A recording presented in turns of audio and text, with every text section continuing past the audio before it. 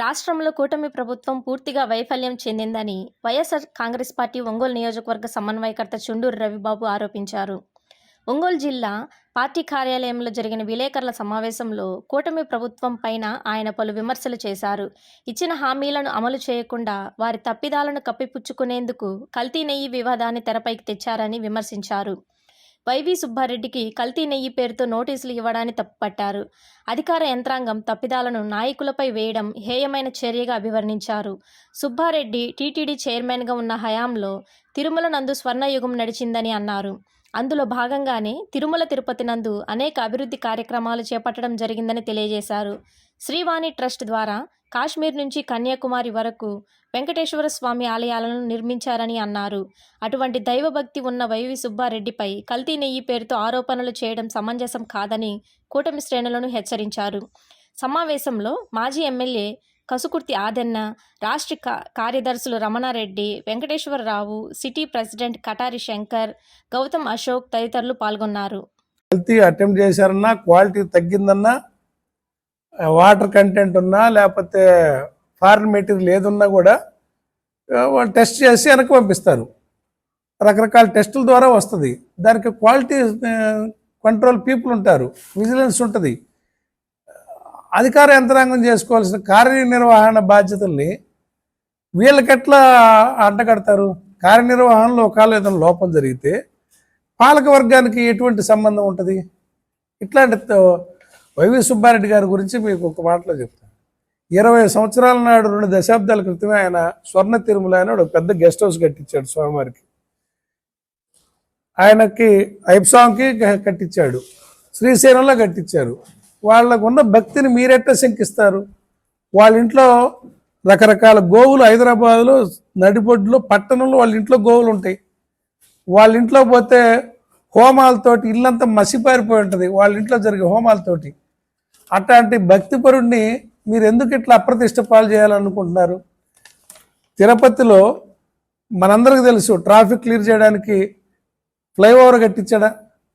పిల్లల హాస్పిటల్ అని చెప్పి చిల్డ్రన్కి సూపర్ స్పెషాలిటీ హాస్పిటల్ 300 కోట్ల పైగా పెట్టి చిల్డ్రన్ హాస్పిటల్ కట్టించాడు. చిన్నపిల్లలకి గుండె ఆపరేషన్లు ఫ్రీగా చేయట హాస్పిటల్ కట్టారు. టాటా వాళ్ళతో కలిసి క్యాన్సర్ హాస్పిటల్ పెట్టాడు టీటీడీ సౌజన్యంతో. శ్రీవాణి ట్రస్ట్ పెడితే శ్రీవాణి ట్రస్ట్ కూడా మీరందరూ విమర్శించారు. ఆ లెక్క ఎట్టిపోతుంది, ఆ డబ్బులు ఎట్టిపోతుంది. మరి ఇప్పుడు తేల్చండి శ్రీవాణి ట్రస్ట్ గురించి. మీరెందుకు శ్రీవాణి ట్రస్ట్ రద్దు చేయట్లేదు?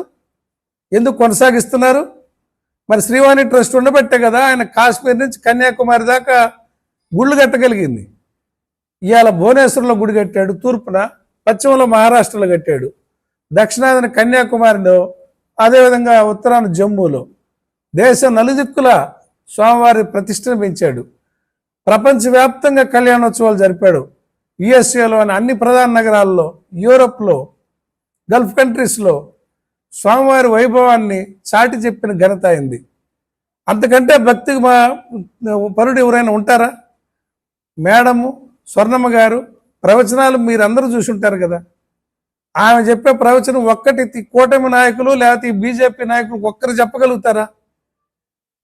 ధర్మం గురించి, హిందూ ధర్మం గురించి ఎందుకు ఇటువంటి అబద్ధాలు? ఆ రోజు ఏమన్నా ఏదో కొవ్వు అన్నారు, మళ్ళీ దానికోసం మెట్లు కడిగారు పవన్ కళ్యాణ్ పోయి. ఇప్పుడేమో పామాయిల్ అంటారు, ఇంకో రోజు కెమికల్ అంటారు. ఏదో మీకే క్లారిటీ లేదు. క్లారిటీ లేకుండా ఏదో ఒక కేసు పెట్టి అంటే ప్రజల్ని పూర్తిగా తప్పుదారి పట్టించాలనే ఉద్దేశం మీది. ఇది మరీ దుర్మార్గపు చర్య. వైవి సుబ్బారెడ్డి గారు లాంటి భక్తిపరుడిని ఆయనకి స్వామివారి మీద ఉన్న నమ్మకాన్ని మీరు తప్పు పెట్టి దిగజార్చాలనుకుంటే అది మీకు పాపం అనే సందర్భంగా నేను తెలియజేస్తున్నా. ఎందుకంటే ఆయన చేసిన పనులు అన్నీ ఇన్ని కాదు. స్వామివారికి సేవ చేయటంలో ఆర్గానిక్ ఫుడ్ పెట్టాడా?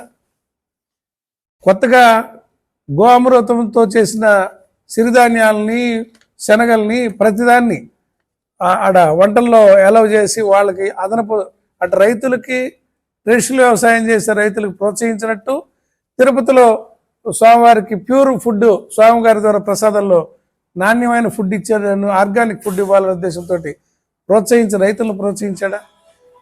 ప్లాస్టిక్ నిషేధం పెట్టాడా తిరుమల అంతా?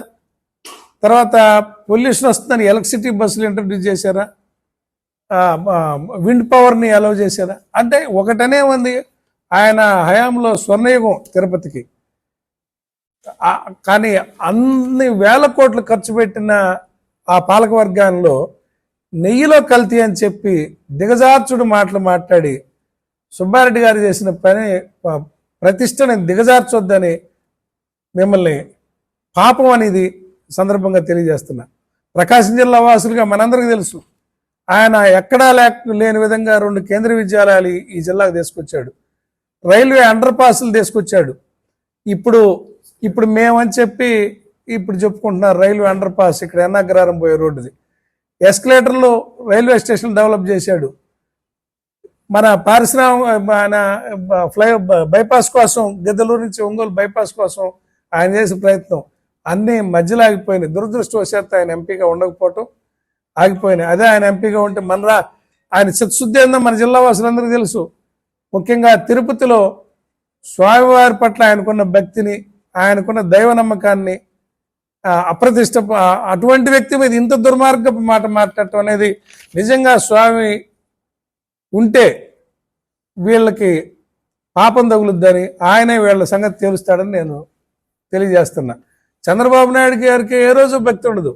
ఆయనకు రాజకీయాల కోసం దేన్నైనా అడ్డం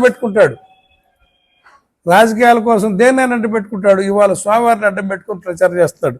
వాళ్ళ మీద వస్తున్న వ్యతిరేకతని ప్రజలకు తెలియకుండా, వాళ్ళ ప్రభుత్వ ఫెయిల్యూర్స్ని ప్రజలకు అర్థం కానియకుండా అడ్డం పెట్టుకుంటే దాంట్లో భాగంగా, టాపిక్ మార్చే దాంట్లో భాగంగా స్వామివారిని మీద కూడా అప్రతిష్ట చేయటం, అక్కడ జరుగుతున్న సేవలను అప్రతిష్ట చేయటం దిగజారుచుడుతనమని, ఇది మీరు సనాతన ధర్మ ప్రచారకులు కాదని, తప్పుడు విధానం అని తెలియజేస్తున్నా.